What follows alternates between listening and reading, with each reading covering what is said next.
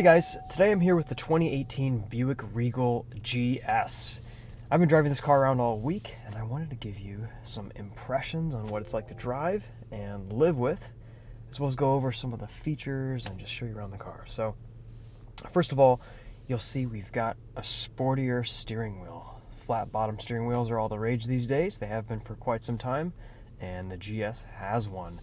A lot of features in this car. You have these great GS exclusive seats. They are very comfortable and very sporty, and they hold you in really well in the corners. You've got a GS logo on the shifter, a GS mode, which is the most aggressive driving mode, as well as a sport mode, lane keep assist, a couple of cup holders here, another one right here to put your phone, wireless charging, USB port in there as well, and then standard GM infotainment. Pretty nice Bose sound system as well. Climate controls in here, as well as you've got some buttons. Nicely laid out cabin. Looks good. You've got kind of a, not quite faux carbon fiber, but just kind of a glossy, patterned look here. And of course, heads-up display, which is probably going to be a little hard to see at this time of day. Might be able to catch a glimpse of it. You can set that on different modes. You've got tachometer, straight up miles per hour. You can see your Sirius XM stations, which direction you're going, and a healthy V6 with 310 horsepower. This is a nice engine. We're going to go over that some more when we take it for a drive, but for now, let me show you around this car just a little bit more. As you can see, this red is, well, I think at least, it's absolutely gorgeous. Really sharp color, really nice front end on this car. Just a lot, it looks good from a lot of different angles, and it's got really pleasing aesthetics. I love the combination of silver trim accents and just the red look, as well as you've got this GS exclusive rear bumper and spoiler. And something that I didn't really know about the GS that I learned when I got this car, it is a Sportback, and you have a ton of trunk space here in the back. So no spare tire, unfortunately, but they do give you a fix-a-flat kit. But look at all this cargo capacity. This is kind of Panamera-esque back here. I'm pretty impressed. The sedan look with just a little bit more practicality.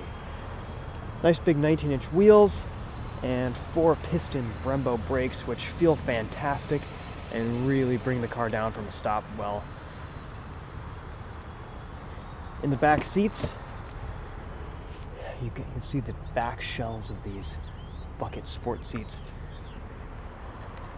They actually give you quite a bit of legroom. The back seat in here is very roomy. You've got a couple of USB ports to charge devices, as well as a couple of cup holders here and an armrest. Nice place to be in the back. Little hole to annoy your front passenger with, and unfortunately no map cargo carriers back here, but really nice legroom and very comfortable.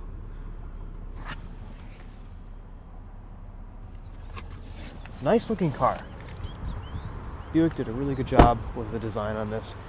I think it looks good from pretty much every angle. Really good headlights at night.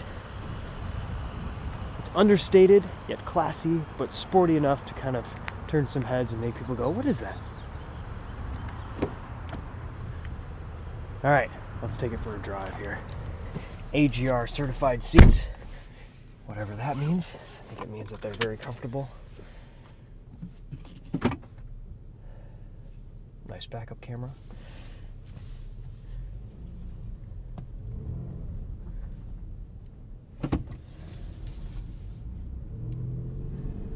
At low speeds, the steering is light. You know, pretty standard GM switchgear with the turn signals and the feel of everything.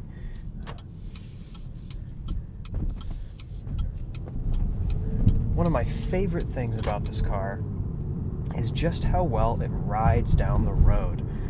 So there are a few different modes. This is adaptive suspension. It can do something like make 500 adjustments per second or something ridiculous.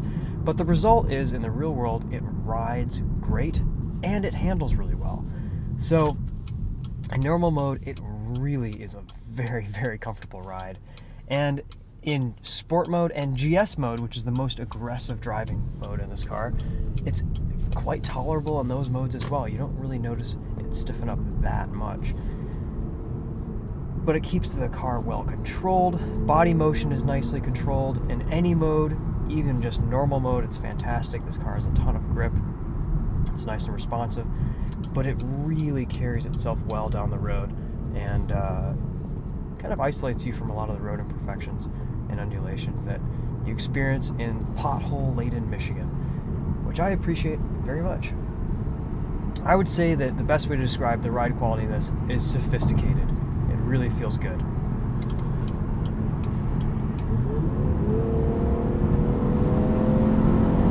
And my next favorite thing about this car is the engine. I love that GM went with a naturally aspirated V6 in this car. It sounds great. It pulls really hard. It's a nice powertrain. The 9-speed gearbox is responsive, it's quick, it does what you need it to do. One complaint a lot of people have noted is there aren't any paddle shifters, but with 9 gears, do you really want to be banging through 9 of those gears on paddle shifters? Personally, I don't know, it's a minor gripe. It's not that big of a deal or a deal breaker. You can still control the gears from down here, but the transmission does a really pretty good job on its own, selecting gears for you, and especially in GS mode, if you're hard on the brakes, you turn into a corner, it'll give you some downshifts. And I think in the automatic modes, this car gives you pretty good performance and does what you need it to do by giving you the revs and the gear that you want to exit a corner at the right time.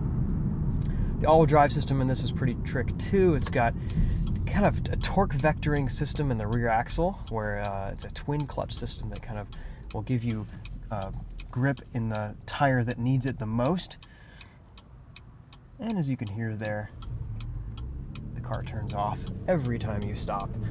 I'm 99% sure that you can't turn that off in this GS, as well as many other new GM cars. So they've kind of gotten rid of the stop start, turn it on, turn it off. It just pretty much does it on its own. Luckily, it's not a very intrusive system. All right, let's push this thing around the corners. Hard on the brakes. Brembos really have a nice feel, good bite. You can feel how fast those shifts are. The car really starts to pull in the high revs and has a lot of mechanical grip. You can hear a downshift there around the corner. Yeah, this thing pulls great. It has plenty of power, and I think it sounds nice. A lot of V6s are just, they don't sound too great, but this is a really nice sonorous exhaust note. They've done some tweaks to the engine and exhaust just to kind of make it a little bit more sporty sounding, and it's definitely paid off.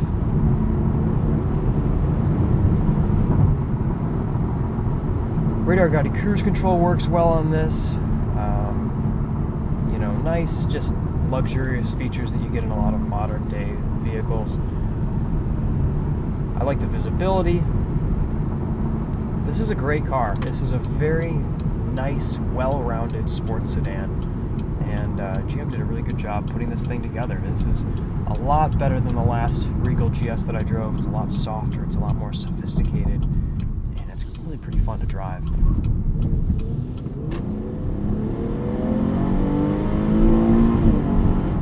It has a 2-stage accelerator pedal, like many automatics, so you press it down all the way, and then you have just a little bump past that, and it'll usually give you more downshifts and just a little bit more power when you floor it. Relatively economical on gas too. This car's rated for 19 miles to the gallon in the city, 27 on the highway. All week when I'm not flooring it, making videos, I've been averaging around 24 or so with mixed driving according to the readout. So not like any official fuel economy numbers there or scientifically achieved, but just to give you an idea, you can get pretty decent fuel economy numbers in this car. And on the highway, if you're taking it easy, you probably shouldn't have trouble getting close to 27, 28, even more. You can hear stop start there. It's a pretty quiet system. Listen to it start back up here. You barely hear it. And it's nice and responsive. Usually the car's back on and ready to rock and roll by the time you move your foot from the brake pedal to the gas. The only complaint I do have about the stop-start is that climate control, if you're blasting the AC or blasting the heat, climate control kind of gets muted for a second until the car starts back up, but you can always lift your foot off the brake and start the car back up too.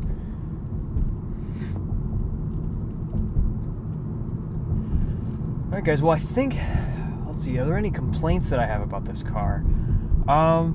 So one thing I mentioned earlier, just the ergonomics on this side of the steering wheel are a little funky. It took me some time to get used to the cruise control. I'd like a little bit more of an intuitive system, but I think if you get used to it and you drive it for a little bit, it'll be fine. As an owner, you'd be okay with it. One complaint I had yesterday, it's not all the time, but yesterday I was driving home, the sun was kind of up at that angle right there. I was getting a lot of reflection on this shiny metal-like plastic down here by the shifter. It was kind of glaring up at my eye. The saving grace was that my arm was blocking it. So, kind of a pro and con there. And there's a Ferrari California with some massive ADV1 wheels. Don't see those every day. Huh. So yeah guys, that's about all I have to say about this Regal GS. Let me know if you have any questions in the comments. Thanks again for watching. We will see you in the next video. We've got a POV night drive of this bad boy coming up pretty soon as well, and you'll be able to see what the headlights perform like at night. It's a pretty nice car to drive at night. It's got some cool LED trim lights around the interior, and it just looks neat, and the headlights give you more light than you could ever want. So, cool guys. Thanks again for watching. We'll see you later. Sporty, fast, practical, just good value.